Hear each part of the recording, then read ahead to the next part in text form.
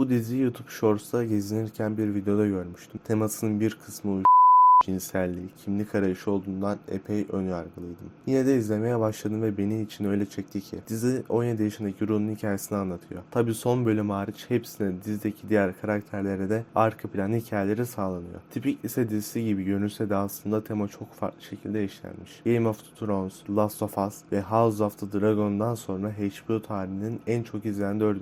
dizisidir. İzlerken keyif alsam da bazı sahnelerdeki yoğun cinsellik ve müstehcen görüntüler rahatsız etti desem yanlış olmaz. Ayrıntılı düşünülmüş senaryo dizinin artılarından biri. Yer yer sıkıcı olabildiği de aşikar. Dizinin başka çok iyi yaptığı şey ise kesinlikle sahnelerin kurgusu ve çekimler. İlk bölümde Ru'nun uyuşturucu etkisinin olduğu sahne ve zeminin yer değiştirmesi aslında Inception'da olan sahnelerden biri. Dikkatli bakarsanız görebilirsiniz çünkü dizi bunlarla dolu. Tüm bunlar dışında makyaj ve kostüm ekibinde tebrik etmek istiyorum. European'ın kendine özgü havasını çok iyi vermişler. Eğer bu video çok iyi sayıda beğeni gelirse ikinci sezonun da incelemesi dahil tüm hikayeyi anlatabilirim. Şimdi ise eleştirmenlerin ve basının söyledikleriyle devam edelim. Dizi sinematografisi, oyuncu kadrosunun performansları ve olgun konusuna yaklaşımı ile genel olarak olumlu eleştiriler aldı. Eleştirmenlerin gençlik ortamı nedeniyle aşırı bulduğu çıplaklık ve cinsel içeriği nedeniyle de tartışma konusu oldu. Bazı yorumcular ve kuruluşlar dizinin kendine zarar verme, aşırı uyuşturucu kullanım ve cinsel materyal dahil olmak üzere müstehcen içeriğini Big Little Lies, Game of Thrones, Girls, Luck ve Westworld dahil olmak üzere diğer HBO dizilerinde bulunan içeriği eleştirdiler. Muhafazakar medya savunuculuğu grubu Ebeveynler Televizyon ve Medya Konseyi diziyi karanlık, ahlaksız, yozlaşmış ve nihilist olarak nitelendirdi ve HBO'dan ve ETT'den diziyi bitirmesini istedi. Medyanın çocuklar için uygunluğu hakkında bilgi sağlayan Common Sense Media, güçlü yetişkin temalarına da dikkat çekti ve genç izleyicilere karşı tavsiyelerde bulundu. 30'dan fazla